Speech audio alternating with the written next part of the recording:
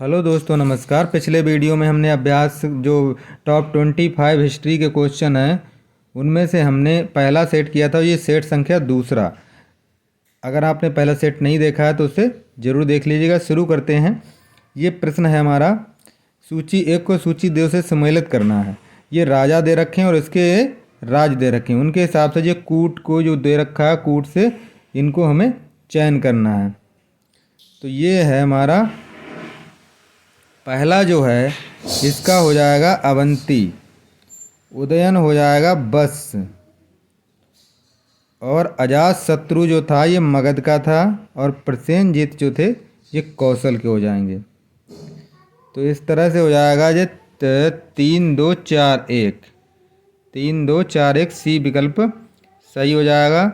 ये देखिए इस तरह से दे रखा है। प्रदोत जो है अवंती के हैं, उदयन जो है वो वत्स के राज क्षेत्र था उनका, प्रसेनजीत का कौशल था, और अजात शत्रु जो था वो मगध का राजा था। निम्नलिखित में से कौन सा मकबरा द्वितीय ताजमहल के रूप में जाना जाता है? एक तो ताजमहल शाहजहां ने जो बनवाया, और रबिया उद दौरानी ये जहांगीर ने बनवाया था।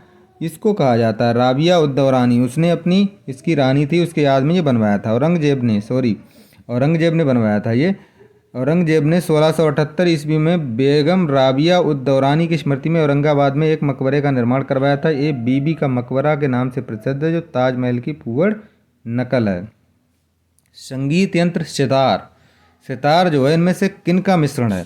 तो ये बीणा तो इसमें है ही है, और उसके बाद तंबूरा, बीणा और तंबूरा का मिश्रण सी विकल्प से हो जाएगा। ऐसा विश्वास किया जाता है कि सितार का आविष्कार जो है 13वीं सदी में अमीर खुसरो ने किया था। संगीत यंत्र सितार प्राचीन भारतीय वाद्य यंत्र जो सरस्वती माता बजाती थी वो बीणा और तंबूरा के मिश्रण से बना है। तंबूरा से सितार का नीचे का गोलाकार भाग, और बीणा से उसमें तार लगाए गए हैं।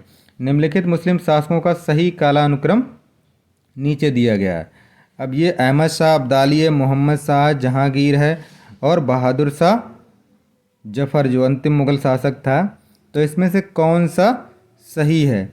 तो इसका सही उत्तर हो जाएगा हमारा सी विकल्प, 3 2 4 1। अब इसका जरा स्पष्टीकरण देख लेते हैं। मुगल सम्राट जहांगीर जो था, सबसे पहले जहांगीर का है। जहांगीर 1605 से 1727 ईस्वी में इसने राज किया। सम्राट अकबर का ये पुत्र था। उसके बाद फर्रुख खासियर की मृत्यु के पश्चात रफीद उद दरजात ये थे 28 फरवरी 1779 ईस्वी तक, और फिर मोहम्मद शाह। अब मोहम्मद शाह आ गया दूसरे नंबर पे। मोहम्मद शाह उसमें विकल्प में दे रखा है, जो सितंबर 1719 ईस्वी से अप्रैल 1748 ईस्वी तक शासक बना। उसके बाद सैयद बंधुओं का अंत कर दिया इसी ने। भारत में अहमद शाह अब्दाली, अब तीसरे नंबर पे अहमद शाह अब्दाली आएगा, ने प्रथम आक्रमण 1748 ईस्वी में पंजाब पर किया, और अंतिम आक्रमण 1767 ईस्वी में किया था। उसने 1761 ईस्वी में पानीपत के तृतीय युद्ध में मराठों को पराजित किया था। अब औरंगजेब का प्रथम पुत्र मोहम्मद मुअज्जम बहादुर शाह प्रथम के नाम से जो था साम्राज्य की गद्दी पर बैठा, और अंतिम मुगल बादशाह बहादुर शाह जफर को अंग्रेजों ने देश से निष्कासित कर रंगून भेज दिया था 1837-1857 में। अगला है, ईसा की प्रारंभिक शताब्दी में भारत तथा रोम के बीच घनिष्ठ व्यापारिक संबंधों की सूचना किस पुरास्थल की खुदाइयों से मिलती है? तो ये पुरास्थल है अरिका मेडू, डी विकल्प सही हो जाएगा।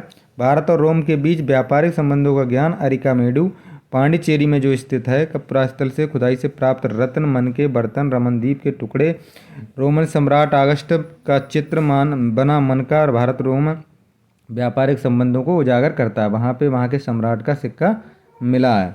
महाभारत के फारसी अनुवाद दारा सिकोह ने करवाया था, फारसी अनुवाद, और ये रज़मनामा नाम से ये प्रसिद्ध है।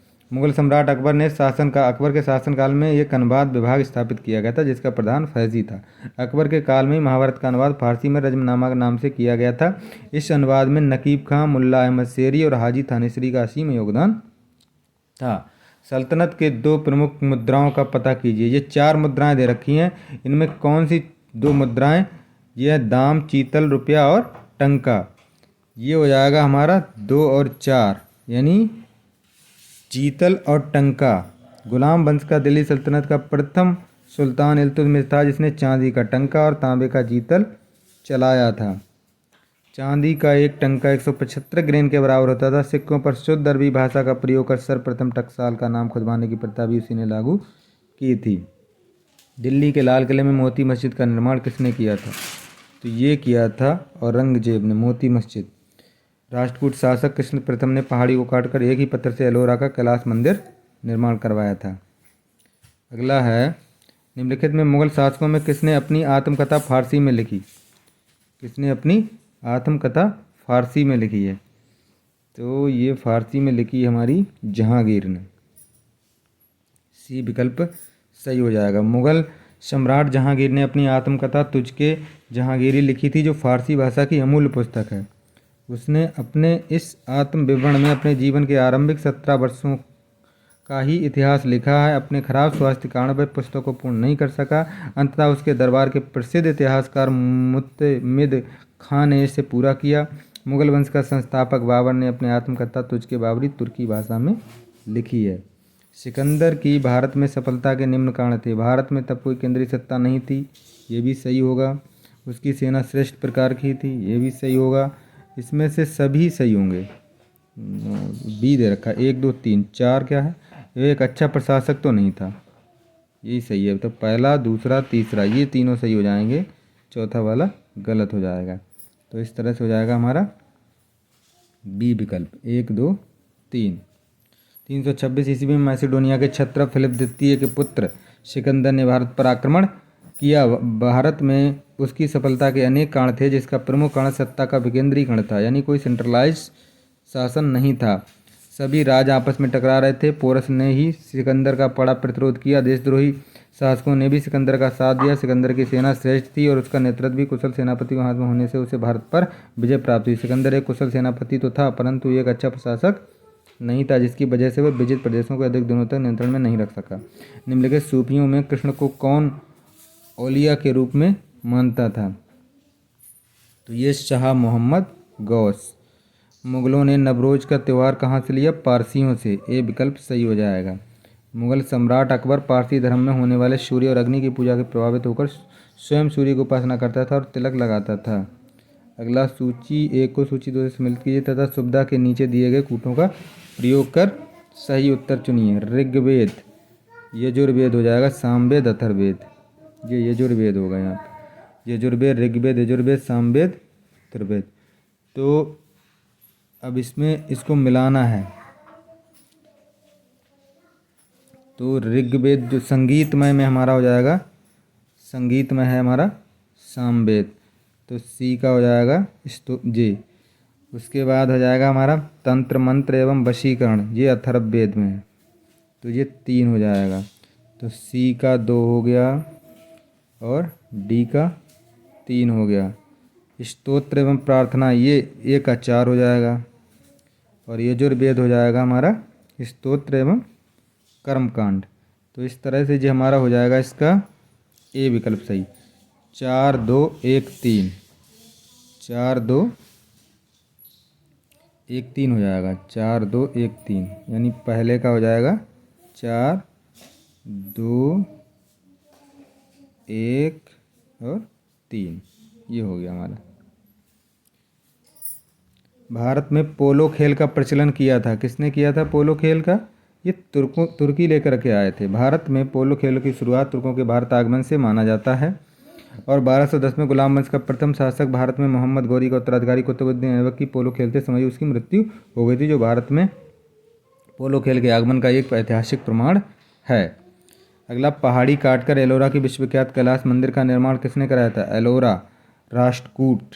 डी विकल्प सही हो जाएगा। कैलाश मंदिर का निर्माण कराया जो राष्ट्रकूट इस्पात चूड़ांत निदर्शन पत्थरों की सहायता से निर्मित मंदिरों में एक मंदिर सर्वाधिक विशाल, कलापूर्ण तथा अप्रतिम है। ये मंदिर आयताकार प्रांगण के बीच में स्थित है। इसमें प्रवेश द्वार, विज्ञान मंडप का निर्माण किया गया है। इसके शिखर का निर्माण द्रविड़ शैली में प्रभावित है, जिस पर एक स्फटिका बनी है। और मंदिर का विमान जो है 28.95 मीटर ऊंचा है। निम्नलिखित सूफीवाद के सिलों में कौन संगीत के विरुद्ध था?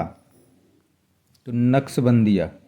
नक्शबंदिया सिलसिला की स्थापना 14वीं सदी के लगभग ख्वाजा बहाउद्दीन नक्शबंद ने किया था। भारत में इस पंथ की स्थापना ख्वाजा बाकी बिल्ला ने 17वीं शताब्दी के लगभग किया था। इनके मुख्य शिष्य शेख अहमद फारूक सरहिंदी थे। इन्हें इस्लाम धर्म का सुधारक माना जाता था। इस सिलसिला का संगीत से परहेज था। उपनिषद पुस्तकें हैं। उपनिषद पुस्तकें जो हैं ये दर्शन पर आधारित हैं। उपनिषदों को वेदांत कहा जाता है। ये पुस्तकें भारतीय दर्शन पर आधारित हैं। भारत में चिश्तिया सूफी संत सूफी मत को स्थापित करने वाले कौन थे इसमें से? तो ये बी विकल्पी से हो जाएगा ख्वाजा मोइनुद्दीन चिश्ती।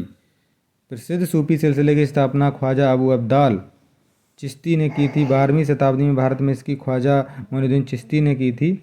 चिश्ती सिलसिले का मुख्य केंद्र अजमेर था। शेख निजामुद्दीन औलिया इस संप्रदाय के महत्वपूर्ण संत थे, जिसने दिल्ली सल्तनत के 8 सुल्तानों का शासनकाल देखा था। निम्नलिखित में से कौन बीजगणित के रूप में अपने योगदान के लिए विशेष रूप से प्रसिद्ध नहीं है? तो ये डी विकल्प सही हो जाएगा। बीजगणित के क्षेत्र में महत्वपूर्ण योगदान के लिए आर्यभट्ट, ब्रह्मगुप्त, महावीर और भास्कर के नाम उल्लेखनीय। भास्कर ने अंकगणित, बीजगणित के साथ ही साथ ज्योमेट्री में भी महत्वपूर्ण कार्य किया। इनको लीलावती गणित की महत्वपूर्ण पुस्तक है इनकी। निम्नलिखित में से कौन सा स्थल पार्श्वनाथ से संबंध होने के कारण जैन सिद्ध क्षेत्र माना जाता है? इनमें से कौन सा है? तो ये हमारा सम्मेद शिखर। कहाँ है ये? झारखंड स्थित पार्श्वनाथ की पहाड़ियों में जैन धर्म के 23वें तीर्थंकर पार्श्वनाथ से संबंधित है। इन पहाड़ियों में स्थित सम्मेद शिखर जैन जो धर्म के अत्यंत पवित्र माना जाता है। जैन धर्म के 21 तीर्थंकरों के निर्माण प्राप्त किया था। अमीर खुसरो ने किसके विकास में अग्रणी भूमिका निभाई? ब्रज खड़ी बोली। खड़ी बोली में अमीर खुसरो ने बहुत ही विकास में मेन रोल था।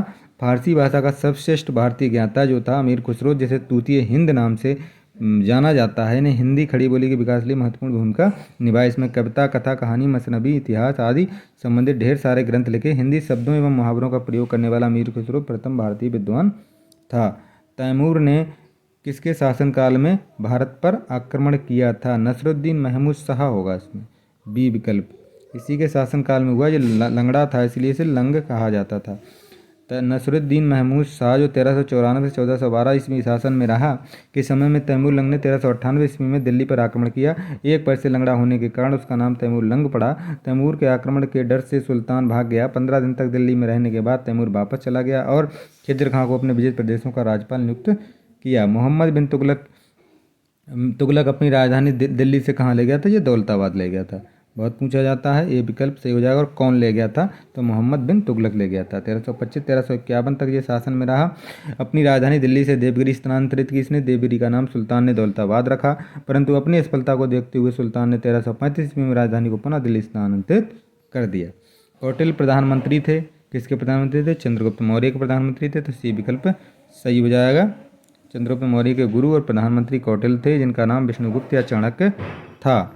25वां है जजिया, जिसके शासनकाल में पुनः लागू कर दिया। पहले बंद कर दिया गया था लेकिन पुनः लागू कर दिया गया था। तो ये औरंगजेब के समय लागू कर दिया था। मुगल सम्राट अकबर द्वारा इसको हटा दिया गया था। 1679 में ये पुनः जारी किया गया। 1669 ईस्वी में औरंगजेब के आदेश पर बनारस विश्वनाथ मंदिर और मथुरा का केशव राय मंदिर तोड़ दिया गया था।